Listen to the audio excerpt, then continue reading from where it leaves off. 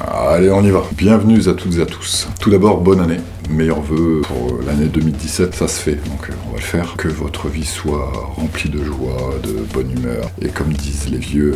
La santé surtout, hein, surtout la santé. J'espère que ça va bien se passer pour vous cette année, que voilà, que vous allez avoir la santé, que vous allez être content, que vous allez trouver du travail, mon cul sur la commode. Pour moi, c'est un jour comme un autre, ça se suit, donc il va rien se passer de spécial.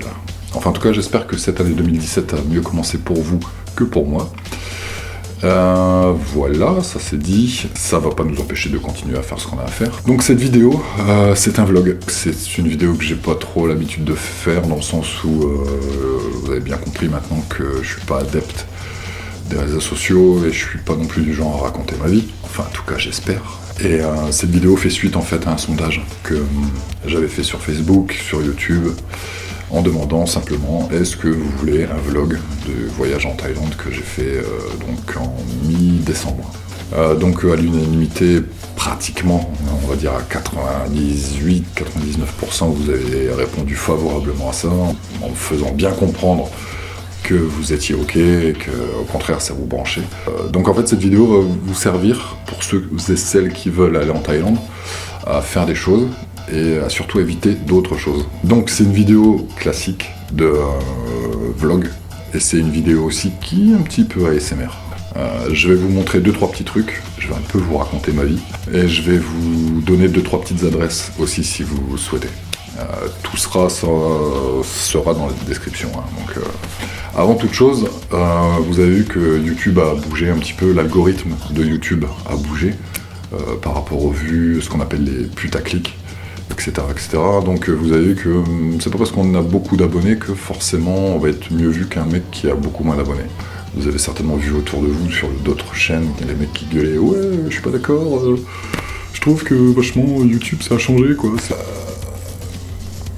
Vous avez... Putain, j'ai un trou. Merde, j'ai perdu le fil. Oui, vous avez vu donc que l'algorithme de YouTube a changé. Ça évite les putaclics déjà. Les putaclics, hein, les vignettes de merde où vous voyez des gros... Et puis vous cliquez dessus. Donc c'est bien. Ça va privilégier normalement et pousser le contenu. Voilà. Et pas le contenant. Pour ça, c'est important que vous cliquiez en fait sur la petite clochette. Il y a une petite clochette en dessous du compteur, je crois, du truc abonné, c'est marqué clochette, voulez-vous être informé dès qu'il y a une vidéo. Cliquez dessus, c'est mieux. Qu'est-ce que je voulais vous dire d'autre? Abonnez-vous à Facebook, c'est important parce que Facebook et Instagram, parce que je poste beaucoup plus de choses forcément sur Instagram et Facebook que sur YouTube. Le voyage en Thaïlande, par exemple, m'a permis de juger et de jauger vos préférences, ce que vous aimiez, ce que vous aimiez pas. J'ai envoyé 2-3 petits trucs, ça permet de créer un lien. Donc abonnez-vous à ces pages Facebook. Les liens sont dans la description, encore une fois. Abonnez-vous sur Instagram. C'est pareil, le lien est dans la description. Voilà, un message, c'est cool. Vibreur, c'est mieux. Abonnez-vous là-dessus. Ça permet en fait d'entretenir un lien entre nous. Et ça permet aussi, surtout pour moi c'est important, de vous concerter, c'est-à-dire de vous poser des questions et de voir un peu ce que vous aimez, ce que vous aimez pas. Ça veut dire que si en gros j'étais pas passé par la chaîne YouTube, machin, pour savoir pour le vlog, la Thaïlande, etc., jamais j'aurais fait cette vidéo que je vais vous proposer maintenant, qui dure 25 minutes à peu près, plus mon blabla, on va dire 40. Mais c'est important, donc abonnez-vous à Facebook, quoi, c'est cool. Et Instagram, même si je gerbe Facebook et je vomis Instagram, c'est des trucs qui fonctionnent quand même. Donc pour moi c'est important que vous me répondiez là-dessus, même si je ne réponds pas forcément à tous les messages ou aux messages en général, parce que c'est compliqué. Je les vois, je les lis, je les retiens, je les note et j'y repense, je m'en souviens. Donc je prends en compte vos avis, c'est super important. Que ce soit bon ou mauvais. J'ai vu des messages qui m'ont taillé en deux, mais c'est pas grave, j'accepte, c'est pas un souci. Cette vidéo a été faite à l'arrache dans le sens où quand j'ai filmé, j'avais pas forcément dans l'esprit de vous faire un vlog. Donc ça veut dire que toutes les images que vous allez voir, des fois c'est un peu mal tourné, c'est un peu mal filmé, c'est pas... Bref, j'ai monté ça, les plans les uns derrière les autres en essayant de respecter une certaine chronologie dans le truc et une certaine thématique. Donc, j'ai pas, voilà, ne m'en veuillez pas si c'est pas forcément bien tourné ou le son, ça n'a rien à voir avec la SMR. Il y a quelques séquences qui sont un peu plus cool, mais d'une manière générale, ça n'a rien à voir avec la SMR, qu'on soit bien d'accord. Donc, si vous venez voir de la SMR, tirez-vous. C'est pas la... Putain, c'est pas possible ça. Donc, si vous venez voir de la vidéo ASMR, là, aujourd'hui, à part peut-être une ou deux séquences qui le sont, tout le reste, ça n'a rien à voir avec de la SMR. Par contre, si la Thaïlande vous intéresse et si ce que j'ai fait vous intéresse, dans ce cas-là, restez un petit peu. Je vais essayer de faire simple, je vais essayer d'être concis, je vais vous expliquer tout ce qu'il y a à faire, et, enfin tout ce qu'on peut faire et tout ce qui est surtout il ne faut pas faire. Donc voilà, je vais tout vous montrer. Je vous ai fait 2-3 animations. J'espère que vous m'en tiendrez par rigueur. J'ai fait ça à l'arrache, je le répète. Les animations en fait avec la carte, l'avion, le machin, c'est juste pour que vous situiez en fait le truc. Je me suis pas fait chier à faire de la 3D, machin. J'ai fait très simple, hein. Un point A, un point B, il y a un avion qui arrive, qui décolle, qui repart, un bateau, machin, truc. Je vous ai mis 2-3 sons histoire de combler le truc, mais sinon, m'en voulez pas pour ça. J'ai fait vraiment cette vidéo à l'arrache.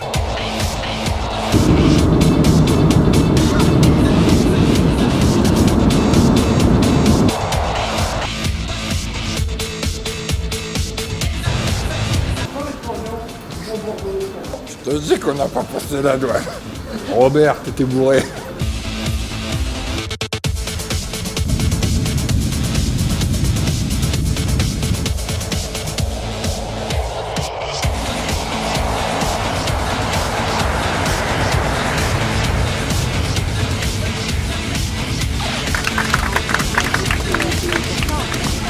Donc premier truc, déjà, moi je suis parti de Marseille pour aller à Charles de Gaulle, donc à Paris, et de Paris à Bangkok. Voilà, donc une escale à Charles de Gaulle. Si vous avez un peu d'argent, les moyens suffisants pour prendre la première classe, prenez-la. Si vous pensez que ça justifie votre confort, faites-le, honnêtement. Parce que derrière, là, en économique, c'est une bétaillère, le truc. C'est ce qu'on appelle dans le jargon, en fait, Air France, une bétaillère. Moi, mon ticket pour aller à Bangkok m'a coûté 500 €. 500 € en tout et pour tout, aller-retour. 9h, 9h40. Chez nous, il est 3h du matin. Quand je suis arrivé à Bangkok, pour moi, il était 3h du matin. Mais pour eux, il était 9h du matin. Vous voyez le truc? Donc en fait, je me suis tapé 12 heures de route, et eux, ils ont 6 heures en plus. C'est-à-dire que, enfin, si je dis pas de conneries, hein, putain, j'ai du mal. Je suis arrivé heure locale là-bas à 9h du matin, chez eux, mais pour moi, il était 3h du matin. C'était l'heure d'aller me coucher. Donc, vu que j'avais déjà fait l'horloge, le tour de l'horloge depuis Charles de Gaulle, vu que j'ai eu 12 heures dans la tronche, vous imaginez bien que je suis arrivé à l'aéroport d'équerre. J'étais cassé en deux.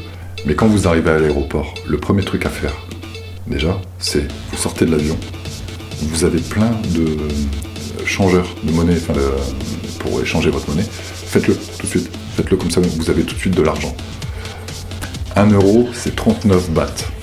Là-bas, la monnaie, ce sont des bahts. 1 €, 39 bahts. Autant vous dire que l'économie là-bas est nettement inférieure à la nôtre. Ça veut dire que là-bas, vous avez tout pour rien. Donc, échangez tout de suite votre monnaie, récupérez vos bagages et passez par l'immigration.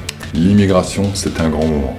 Les mecs de l'immigration là-bas sont pas du tout souriants, ni commodes, ni ce que vous voulez. Et vous avez un mec devant vous qui a manifestement pas envie de vous voir. Voilà. Il vous regarde pas. Il vous regarde de sa petite caméra parce qu'il fait une petite photo, il fait un petit truc. Quand vous sortez de l'aéroport, le premier truc, moi, qui m'a agressé, il n'y a pas d'autre mot, c'est la chaleur, le bruit et l'odeur. Conseil numéro 1, quand vous arrivez à l'aéroport, prenez un plan et évitez les taxis, évitez ces trucs-là, évitez tout ce bordel parce que c'est des mecs qui vont essayer de vous prendre de l'argent. Parce que vous êtes des Européens ou des Occidentaux, peu importe, certes, certains sont souriants, d'autres pas du tout, mais vous êtes quand même un portefeuille ambulant. Donc le premier truc à faire à Bangkok, quand vous arrivez en Thaïlande de toute façon d'une manière générale, ou à Bangkok, Le premier truc qu'il faut faire, c'est dans votre tête, vous êtes commercial. C'est-à-dire que moi, j'étais comme un poisson dans l'eau, il faut négocier tout le temps. Si vous ne savez pas négocier, si vous avez peur de négocier, peur de dire quelque chose, ne faites pas la Thaïlande. Non, ne le faites pas. Vous arrivez là-dedans, c'est la jungle. C'est-à-dire que les mecs vont essayer de vous rabattre tout de suite dans l'aéroport. Ils vous agressent. Il n'y a pas d'autre mot, ils vous agressent. Ils vous prennent un truc, machin, la barbe, c'est cool, les cheveux, le tatouage, ouais, vas-y, t'es beau. Et je te prends de la thune et je te la mets où il faut.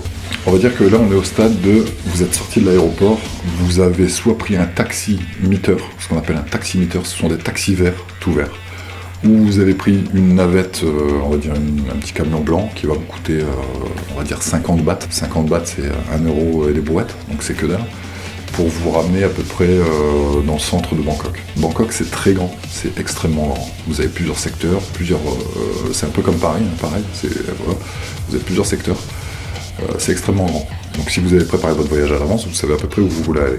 Si vous louez des hôtels par exemple. Sachant que moi j'étais parti, j'avais juste pris le billet de Bangkok et je suis parti à Bangkok. C'est-à-dire que j'avais rien checké avant, ni hôtel, ni... Je me suis dit je prends le sac, je prends le drone d'un côté, je mets la caméra de l'autre, mes fringues, voilà. On était chargés comme des mulets. Hein. Autant vous dire que c'était du sport. Ou sinon vous prenez un métro qui est au 3e sous-sol, en fait en dessous, vous prenez un ascenseur, vous descendez, vous prenez le métro, vous arrivez directement, c'est une ligne bleue, il y a 8 stations, je crois que c'est le Skytrain, un truc comme ça. Vous avez 8 stations et ça vous ramène direct en fait dans le centre. Avec votre plan, vous regardez et vous checkez, vous allez voir, vous allez arriver en plein centre de Bangkok. Et tout ça pour 40 bahts. Quand vous êtes dans Bangkok, le premier conseil que je vais vous donner, c'est tout de suite avec votre plan, vous chopez un hôtel. Prenez un hôtel, le plus près, tout de suite. Vu que forcément vous êtes à côté de votre station de métro, chopez un hôtel qui est juste autour ou à côté. Comme ça, vous aurez un repère visuel, non seulement pour vous, vous aurez un repère en fait sur la carte. Et si vous voulez vous déplacer après en scooter ou en tuk-tuk, on y reviendra après, vous pouvez montrer cette station. Vous ne serez pas perdu, vu que votre hôtel est à côté. Regardez en fait en l'air et vous voyez des câbles électriques de partout. Partout, partout, partout, partout. Le premier truc à faire, c'est de vous déplacer. Quand vous avez posé vos affaires dans la chambre d'hôtel et que vous avez votre plan, que l'hôtel va vous fournir aussi, vous pouvez déjà vous localiser. Donc pour vous localiser et pour circuler tranquillement dans Bangkok, vous avez 3 solutions, scooter, taxi ou tuk-tuk. Et là, tuk-tuk, c'est un grand mot. Les tuk-tuk, c'est des sortes de mobylettes avec des caisses derrière où on vous met dedans. Certains sont très simples et d'autres, vous avez ça. Tuning avec les enceintes à fond.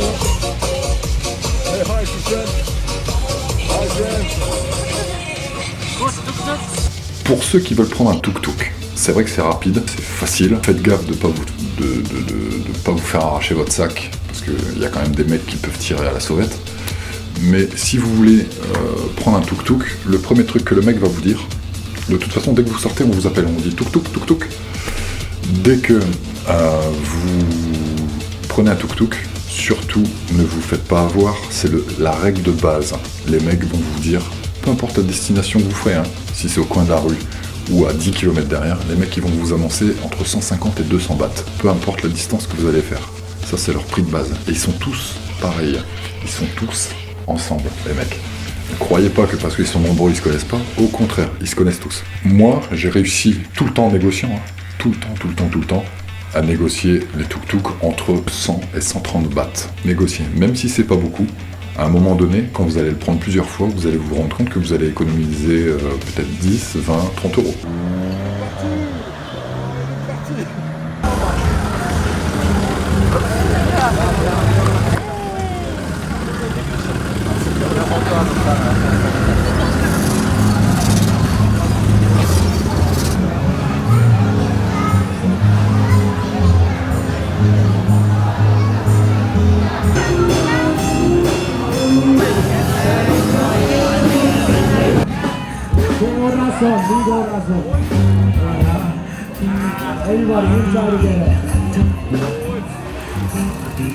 J'ai même pas envie de mettre les pieds par terre. Et eux, putain, ils sont en tongs. On va pas savoir.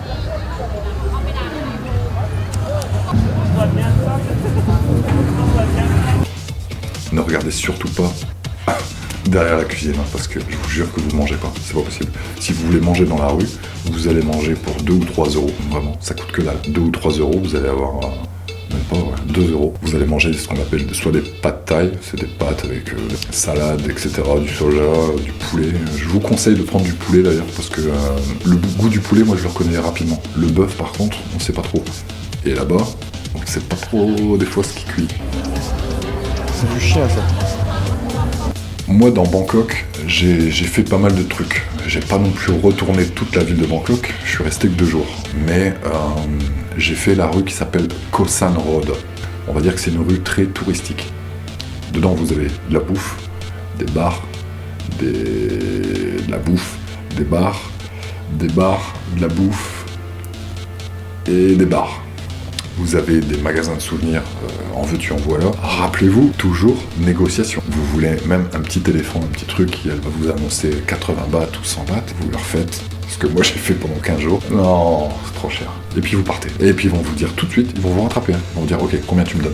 Donc là, ça commence à devenir intéressant. On commence à rentrer dans une discussion. Donc le truc, c'est qu'ils prennent leur calculatrice, ils font ça, ils vous montrent le prix, vous reprenez la calculatrice, vous baissez le prix, il faut calculer un petit peu avant, leur montrer, ils vont dire ah non c'est pas. Et puis vous y allez, il faut y aller de toute façon, il faut y aller. Je vois déjà d'ici les gens qui vont dire oui mais tu comprends, il faut qu'ils vivent ces gens-là. Oui, d'accord. Je suis le premier moi à donner du pourboire et tout ce qu'il faut. Je suis le premier à faire ça, peu importe la région où je suis, dans quel pays je me trouve. Mais à un moment donné, quand vous pouvez négocier et grappiller, je vous jure que à la fin du compte, vous le sentez quoi. Vous faites pas baiser, encore une fois. Parce que eux, ils vous repèrent de très loin. Quand vous allez arriver dans Bangkok, Khao San Road, ou peu importe la rue, ou la rue de Bangkok, de toute façon, vous allez être systématiquement alpagué par les mecs en tuk-tuk, par les mecs qui vont vouloir vous emmener dans des bars, vous allez être alpagué par les taxis.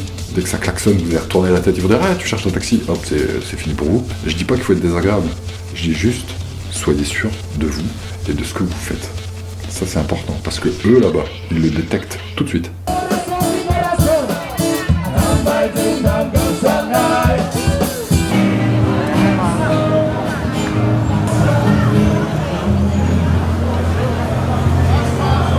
J'ai voulu tout de suite tester les produits locaux. Grosse erreur d'appréciation.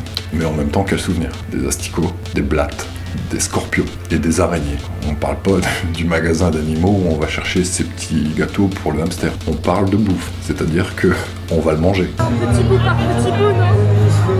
Oh! Vraiment, à la...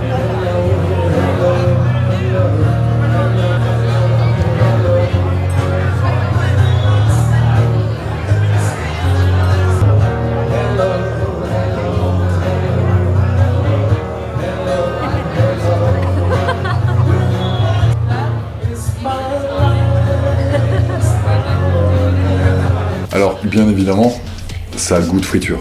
C'est pas forcément bon. Le seul truc que j'ai trouvé bon, c'est les petits asticots, les petits verres de farine. Je sais pas comment on peut appeler ça, on aurait dit des chips, un peu. Ça, c'était agréable. Mais même en donnant l'araignée ou le scorpion à une Thaïlandaise ou une vendeuse ou je sais pas quoi, ils me disaient oh non, c'est bon. C'est un attrape-touriste. C'est-à-dire que ça, eux, ne le mangent pas. Ok ? C'est juste là pour faire joli. Vous pouvez le manger, il n'y a pas de danger.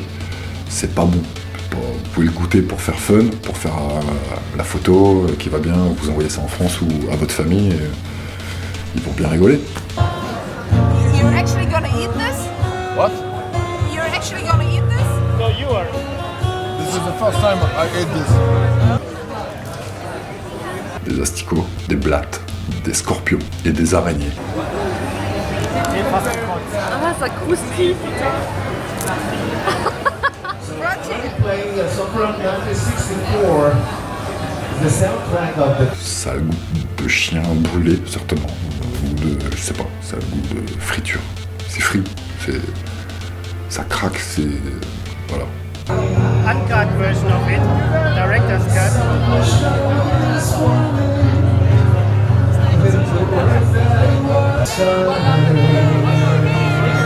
Trop dur dedans.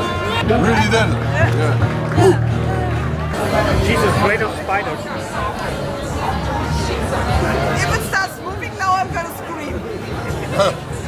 No, it won't. Jeffy.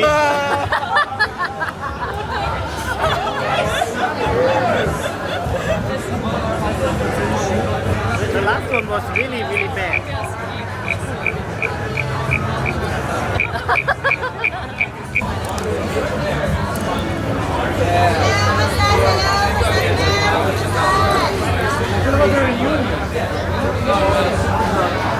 Ça sent chien cramé en fait.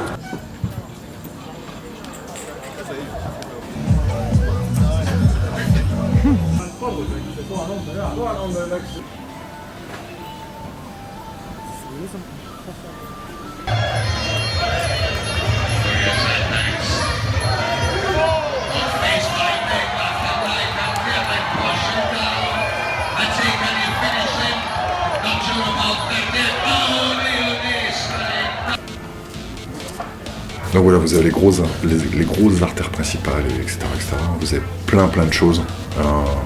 Il y a aussi plein de petites ruelles. Et à un moment donné, j'ai pris une petite ruelle. Et là, je suis tombé sur quelqu'un.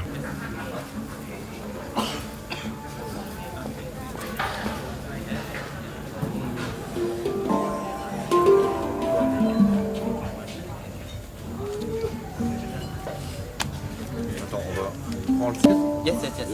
This one, this one. Yes. Et alors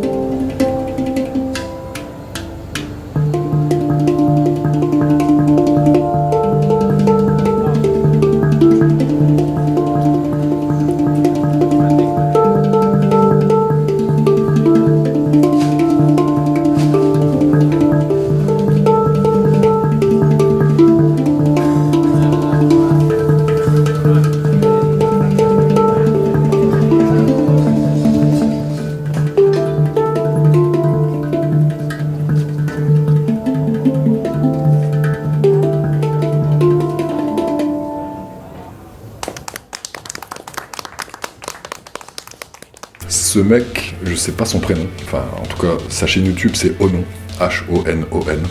Il joue un instrument, je sais pas ce que c'est le nom, en tout cas je lui ai acheté son CD. On a parlé entre guillemets youtubeur, parce que c'est un youtubeur aussi. Je vous invite à aller sur sa page. Il fait même pas de la marimba, c'est un instrument, je pourrais pas vous dire ce que c'est. Et il le fait divinement bien. J'ai acheté son CD et franchement c'est mortel. Enfin moi je trouve ça cool. Après voilà. C'est quelqu'un de très gentil, très humble, très... Voilà, il joue de son instrument avec sa femme, il a fait quelques vidéos sur YouTube, regardez ça, franchement c'est vachement intéressant. Voilà, ça c'était la découverte de Bangkok pour moi, c'était le petit mec qu'il fallait que je voie.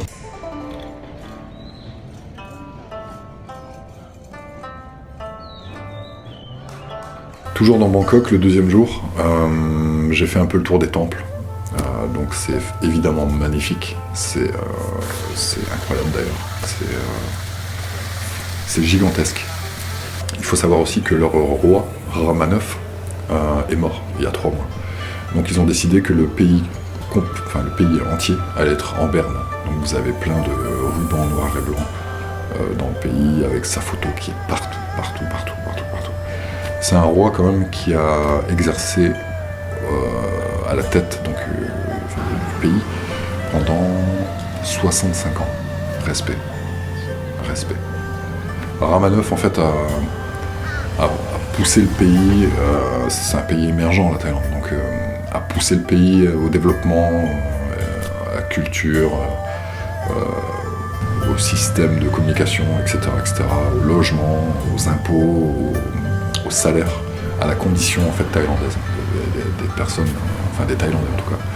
Donc je le connais pas forcément, je le connaissais pas pour être honnête avant d'y aller non plus, et j'ai vite compris que c'était quelqu'un de très bien. Vous voyez ma taille des doigts, on voit la taille du cafard.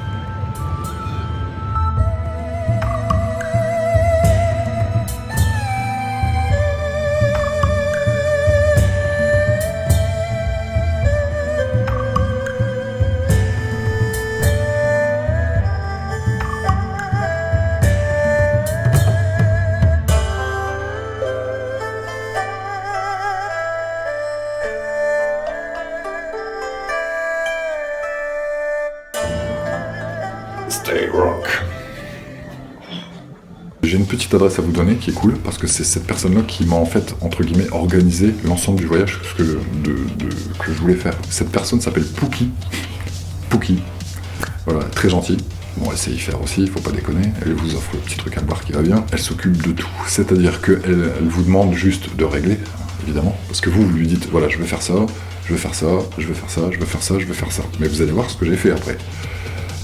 Et elle vous dit, ok, tu me laisses 3 heures, tu reviens dans 3 heures. Et dans 3 heures, tout est prêt. Je suis parti, je suis revenu. 3 heures après, c'était réglé. Elle est arrivée avec 14 enveloppes blanches, numérotées, 1, 2, 3, 4, 5, 1, 14. Sur chaque enveloppe, il y avait le détail exact de ce que je voulais faire. C'est-à-dire hôtel, aéroport, taxi, hôtel, truc, machin, et ainsi de suite. C'est-à-dire qu'à chaque fois, je prenais une enveloppe, je savais à quelle heure je devais partir, où je devais être, à quelle heure je devais être checké, entre guillemets, le mec qui allait me chercher en taxi, enfin c'est des petites navettes, de tout, de A à Z. C'est-à-dire que vous êtes pris en charge de A à Z. Vous organisez votre voyage comme vous le souhaitez, juste en voyant cette personne. Cette personne, il y en a, je suis sûr, des milliers dans Bangkok, dans la Thaïlande. Mais en tout cas, elle a fait ça très très bien. Et honnêtement, je suis pas déçu du tout. Et ça vous permet, entre guillemets, de respirer parce que vous savez qu'après vos 13 jours sont complètement breakés. C'est fait, ça bouge plus. À chaque enveloppe, j'avais une appréhension. Je me dis, est-ce que l'hôtel a bien reçu son truc? Est-ce que le taxi va bien venir me chercher à telle heure? Est-ce que tout est millimétré, organisé avec une précision chirurgicale. C'est quasi militaire. On aura beau dire ce qu'on voudra des Thaïlandais, mais en tout cas, ce sont des bosseurs. Ils sont taillés comme des fourmis, hein, c'est clair. Ils sont nombreux, mais par contre, c'est des bosseurs. Ils chargent des poids qui sont 4 fois supérieurs à eux. Et les mecs sont extrêmement organisés, extrêmement connectés. Ils sont à jour surtout. Les mecs, ils savent bosser. Je vous garantis que les Thaïlandais savent bosser. Vous avez besoin de quoi que ce soit, n'importe quelle heure, c'est possible. Enfin, je veux dire, nous, on n'a rien inventé. Vous avez vos petites enveloppes qu'il faut surtout pas perdre, bien évidemment, parce que tout est, tous les papiers, en fait, que vous avez sont des justificatifs, en fait, de paiement. Comme quoi, vous avez déjà réglé ça auprès de l'agence. Au mec qui va venir vous chercher à l'aéroport, au mec qui va vous demander à l'hôtel le ticket, donc vous présentez l'autre enveloppe pour le truc. Après, vous avez aussi les billets d'avion qui sont prévus dedans, donc vous passez ce billet d'avion avec votre passeport et vous arrivez comme une fleur. C'est absolument incroyable. J'ai jamais vu ça de ma vie. Un voyage organisé comme ça en France, à mon avis, ça doit vous coûter à peu près 3 fois plus cher. 13 jours, 4 fois l'avion, 2 fois le bateau et tous les hôtels, toutes les nuits, sur 13 jours, 650 €. Je vous laisse faire le calcul. Bon, alors là, on vient d'arriver à Chiang Mai. C'est bien, mais il y a un problème dans la bagnole quand même.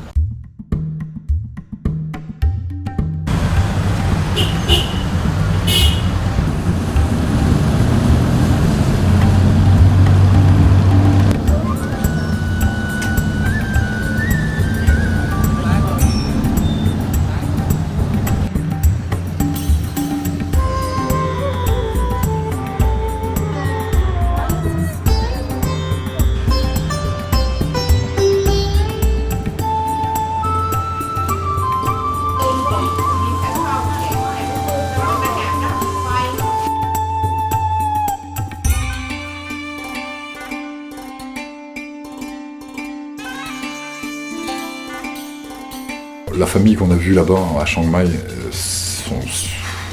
a pas de mots, quoi. Ils sont super cool.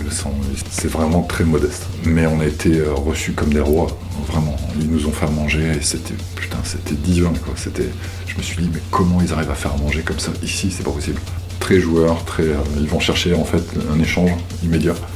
Voilà, forcément, j'ai sorti le drone pour faire des images. Ils ont regardé tout de suite ça, mais avec des yeux. Voilà, quand je leur ai annoncé le prix, ils m'ont regardé encore avec des yeux 2 fois plus gros. Ce qui est logique, c'est là où on a un choc de culture. Et moi, je leur ai montré leur village, mais en fait à 300 mètres de hauteur, quoi. C'était surréaliste.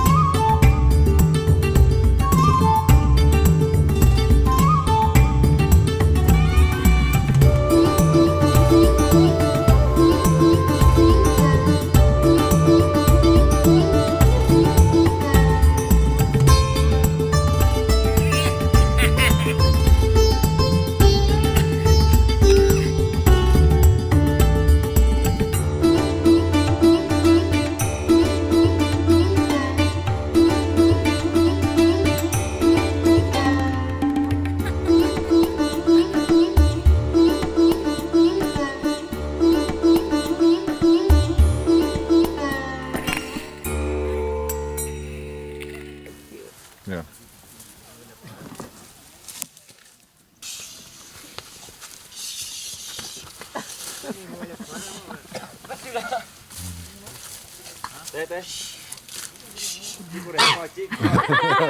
Cat even come? There's no other cats here. Did you just like wander up the road?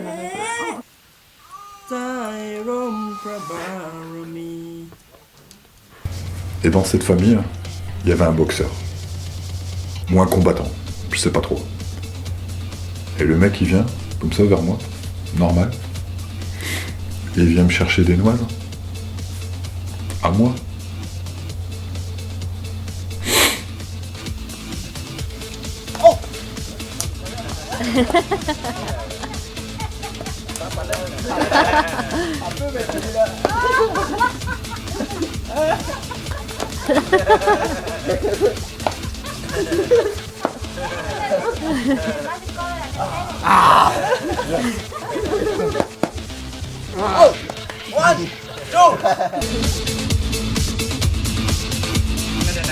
My name for a major publicity in all through like welcome to Montana flight at town.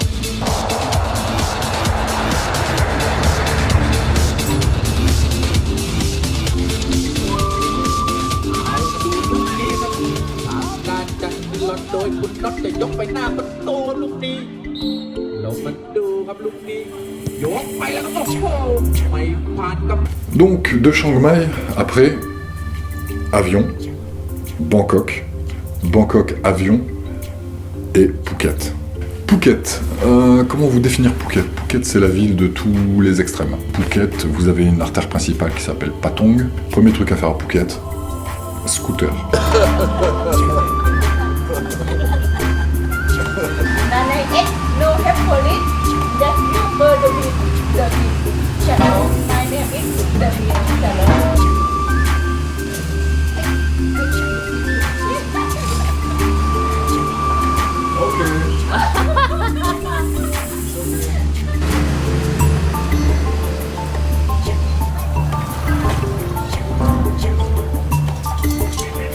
Conseil, quand vous prenez un scooter, prenez votre téléphone et vous filmez votre scooter devant la personne qui vous le loue. Parce que s'il y a une éraflure, un truc cassé ou je sais pas quoi, votre passeport disparaît. Je m'explique. Quand vous louez un scooter, vous donnez votre passeport. C'est normal, c'est comme ça que ça marche. Ils vous louent le scooter en échange du passeport. Ils vont pas vous le voler, hein, croyez-moi. Mais si vous rendez le scooter avec des éraflures ou des pètes ou des machins, vous n'avez pas votre passeport tant que vous n'avez pas réglé les réparations. Donc faites gaffe, ne faites pas les cons avec le scooter, ça sert à rien. Beaucoup de touristes là-bas prennent des grosses cylindrées, des motos, des machins, et on les voit tous en plâtre ou avec des trucs autour de la tronche parce qu'ils ont voulu faire les cons, des trous de balles, des cassos, tout ce que vous voulez, et ils se sont viandés et ils ont passé le reste de leurs vacances en fait en chaise roulante ou en béquille. Chose très importante pour le scooter, même si on vous dit en Thaïlande on n'a pas besoin de casque, mettez le casque si vous en trouvez un à votre taille. Et quand vous mettez votre casque pour enfourcher votre super bécane, prenez votre carte d'identité, si vous l'avez, prenez votre permis de conduire, surtout, votre permis de conduire, ne l'oubliez pas, prenez-le avec vous. Parce que moi, je me suis fait arrêter par un flic là-bas, et je n'avais pas mon permis. Le mec m'a demandé 1000 bahts, parce que j'avais pas mon permis. Il y avait 6 ou 7 flics autour, qui s'occupaient d'autres personnes, que des touristes, évidemment. Et le mec te dit carrément 1000 bahts. Donc il a commencé à faire son speech. Donc forcément, il a voulu faire de la comédie, mais le mec, ce qu'il savait pas, c'est qu'il est tombé sur un 5e dan de la comédie. Je joue très bien de la flûte. Donc c'est-à-dire que je l'ai vu arriver en fait en faisant le malin. Il m'a même tapé sur les poches et tout, hein, pour voir si j'avais de l'espèce et tout. Parce que je lui ai dit que j'avais pas d'argent, je lui ai dit non mais j'ai rien, je comprends pas, je faisais le bébête. Tout ça en anglais. Hein. Une chose importante, si vous parlez pas en anglais, la Thaïlande, ça va être compliqué pour vous. Le mec, il a vu que j'avais pas d'argent, je lui ai sorti 100 bahts, donc c'était que dalle. Mais ce qu'il savait pas, c'est qu'en fait, après, je suis passé à l'attaque. C'est-à-dire qu'en gros, j'ai laissé faire son speech devant tous ses potes et tout, et puis surtout, il y avait beaucoup de monde, beaucoup de touristes. J'ai laissé faire son truc. Et après, j'ai donné la réplique. C'est-à-dire que j'ai commencé à me lever. Il faut être très agressif quand c'est comme ça. Je me suis levé et j'ai commencé à gueuler en disant putain, c'est quoi ce bordel? Moi, c'est la première fois que je vais en Thaïlande, tatati, tatata. J'ai commencé à faire une petite symphonie en la mineur, mais bien fort au niveau vocal. Ça a commencé à, en fait, je pense à le gêner, certainement, parce qu'il me tapait dans les poches et tout. Donc j'ai fait genre que c'était en train de faire, parce que c'était un braquage en règle. Hein. Il allait pas me mettre 1000 bahts dans la gueule, mais il allait me demander en fait de l'argent direct pour lui dans sa poche. Chose que moi j'ai bien compris. Il s'attendait pas à ce que je monte au créneau. Et évidemment, je fais 1m80. 94, donc c'est beaucoup plus facile pour moi, j'imagine. Mais par contre, faut pas se laisser démonter, tout en restant poli, hein, évidemment. Et après, le mec, je lui ai dit, tu finis à quelle heure? Le mec, il me dit 4 heures. Je dis, je reviens avant 4 heures et je vais te ramener un peu d'argent. Il a dit, ok, tu m'oublies pas. Bien évidemment, je l'ai oublié. Hein. Par contre, le premier truc que j'ai fait, c'est que je suis reparti à l'hôtel, j'ai pris mon permis, je suis reparti avec le scooter en évitant et en priant de pas retomber sur le mec. Ça, c'est les flics en Thaïlande.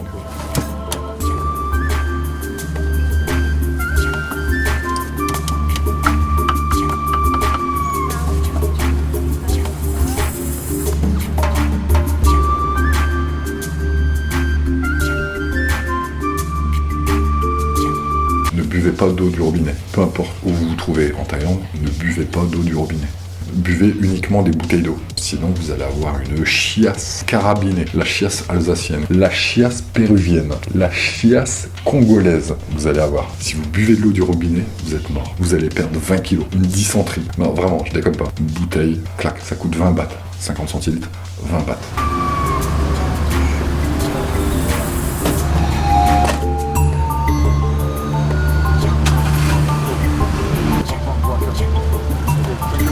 Thank you. En Thaïlande, la prostitution, normal.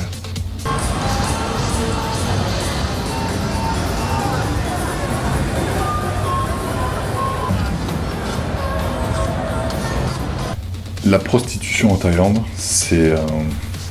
je pense que ça doit faire partie du patrimoine. Je pense que ça doit faire partie des mœurs. Ça fait évidemment partie des coutumes de là-bas. Parce que faut pas oublier que ça a été créé par les Américains en temps de guerre, que voilà, que les soldats arrivaient, enfin bon, je vais pas vous faire un cours d'histoire, mais en gros c'est ça. Et ben même si la guerre est très loin derrière nous, enfin pas si loin que ça, mais loin quand même, il y a quand même un taux de prostitution qui doit, à mon avis, doit être nettement supérieur au taux de chômage. Messieurs, si vous voulez aller en Thaïlande, vous allez être contents. Hein. Mais alors si vous y allez en couple, ça va être compliqué. On va dire qu'entre midi et 2, ça se passe bien. Pas grand chose. À partir de 16h ça commence à bouger un petit peu, mais alors à partir de 18h, je sais pas d'où ça sort, mais putain ça sort. Et il y en a partout. Partout. Et là je vais vous dire un truc les gars, attention. Attention parce que si vous voulez aller passer du bon temps, ça vous regarde, et c'est très bien, ce sont pas que des filles. Il n'y a pas que des filles. Il y a aussi des mecs qui se déguisent en filles. Je m'explique. On appelle ça des ladyboys ou des catoys. Ce sont des mecs qui font ce qu'il faut, bien pousser leurs cheveux, qui doivent certainement se mettre des piqûres dans la tronche, et machin et trucs, les ongles et tout. Elles sont absolument magnifiques. Mais ce sont des mecs. J'ai rien contre les trans, j'ai rien contre les travs, mais les mecs, faites gaffe de pas vous faire baiser, sans jeu de mots, parce que je vous jure que c'est à s'y méprendre. Mais si vous voulez tester, mais sachez-le, parce que si vous vous retrouvez au plumard avec une d'elles, et qu'à un moment donné vous sentez un truc, et c'est pas le vôtre, alors vous allez vous dire... Qu'est-ce que je fais? Voilà. Hein. Bon. Deuxième chose importante, concernant la prostitution. Vous allez être constamment appelé dans la rue par des filles qui font des massages. C'est rituel, c'est constant, c'est quotidien, c'est omniprésent. Massage. À ce moment-là, vous allez pouvoir vous faire masser. Soit les pieds, soit les jambes, soit ce que vous voulez. Sachez une chose, si vous faites masser les pieds, les jambes, ou même les mains, je sais rien, peu importe, on s'en fout. Vous resterez soit devant la boutique, soit à l'intérieur, mais vraiment à vue. Si vous commencez, et là je parle pour les mecs, à demander un massage intégral, on va vous accompagner à l'étage, ok? On va vous le mettre sur un plumard, sur un matelas, fermé par un rideau à la con, comme une cabine d'essayage. La fille, elle va vous dire, mets-toi à l'aise. Donc en gros, ça veut dire fous-toi à poil. Tu t'assois, enfin tu t'allonges, et puis tu commences un massage pour 400 bahts. Vous allez vite comprendre qu'il y a plus que le massage, si vous êtes d'accord et coopératif. C'est-à-dire qu'en gros, si vous rajoutez de l'argent, elle va vite vous faire comprendre qu'en fait, vous pouvez avoir beaucoup plus. Et quand je vous dis beaucoup plus, c'est beaucoup plus. Mais ça, je pense que vous l'avez deviné. Et négocier encore une fois, parce que vous pouvez diviser par 3, voire par 4, pour avoir ce que vous voulez. Et mesdames, si vous y allez avec votre mari, si vous voyez votre mari monter, c'est qu'il y a un problème. Bref, tout ça pour vous dire que Phuket, c'était vachement cool. Je me baladais dans la rue, j'ai été boire une bière dans un bar, j'ai enchaîné un deuxième bar, et voilà ce qui s'est passé.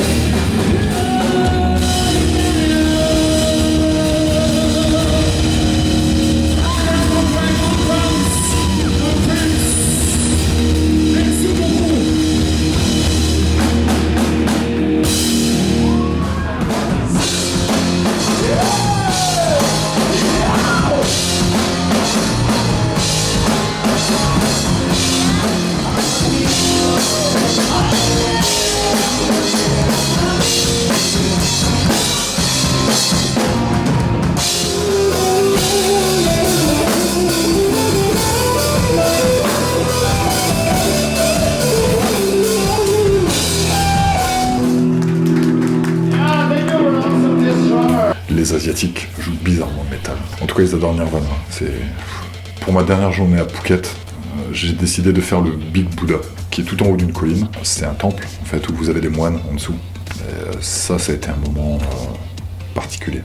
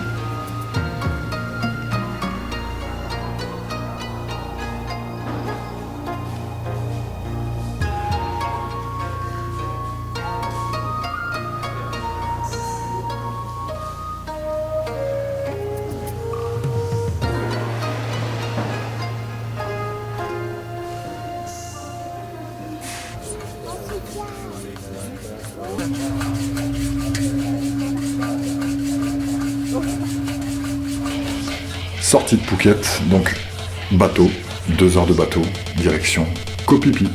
Ok, maintenant on vient d'arriver au port de je sais pas trop où pour aller à Koh Phi Phi. Je sais pas du tout combien de temps ça va prendre, mais en tout cas c'est un gros bordel.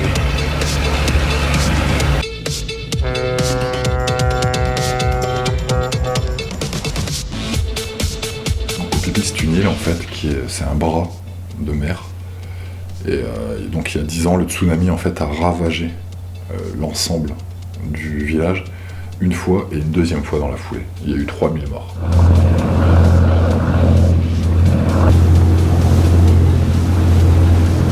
J'ai bien compris que pour le coup c'est pour dépenser de la thune. Parce que là, avec tous les magasins, c'est un truc de fou quoi. C'est un vrai truc de fou.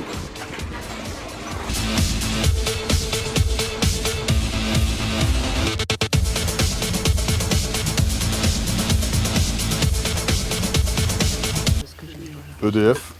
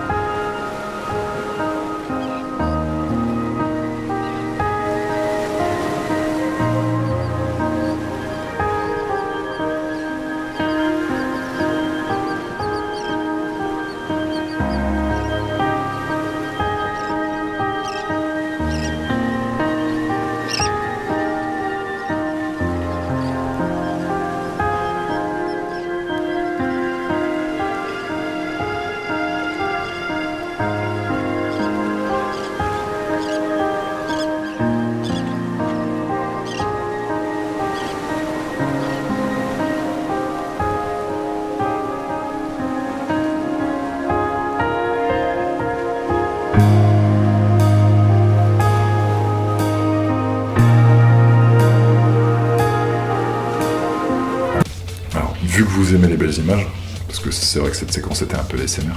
Dedans, il y avait une société française qui s'appelle Pipi Underwater, qui fait de la plongée sous-marine. Donc il y a François et Chris, ce sont deux Français qui se sont installés là-bas et qui ont fait un business en fait de plongée. Et la plongée sous-marine, ça m'intéressait. Et eux voulaient une vidéo, entre guillemets, ils étaient à la recherche de quelqu'un qui pouvait faire une vidéo pour leur site internet. Et le baptême coûtait à peu près, en euros, je crois que c'était 200 € ou un truc comme ça. Alors, ça les vaut, hein. Croyez-moi, ça les vaut, vraiment, ça les vaut vraiment. Lui, il fait de la plongée, je cherche à faire de la plongée. Moi, je fais de la vidéo, et il cherche une vidéo. Vous voyez le truc? Il m'a offert le baptême de plongée, je lui ai offert la vidéo. Voici la vidéo.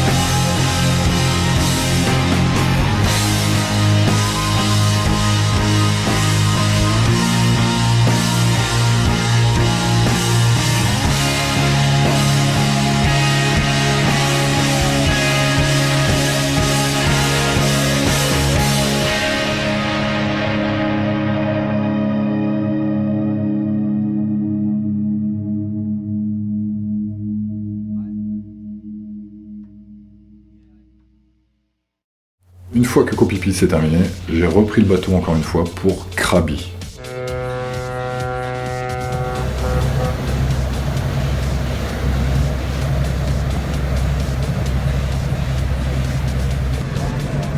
Et le mec il arrive tranquille, avec son petit boui-boui. Tu vas dans le bateau comme ça en fait.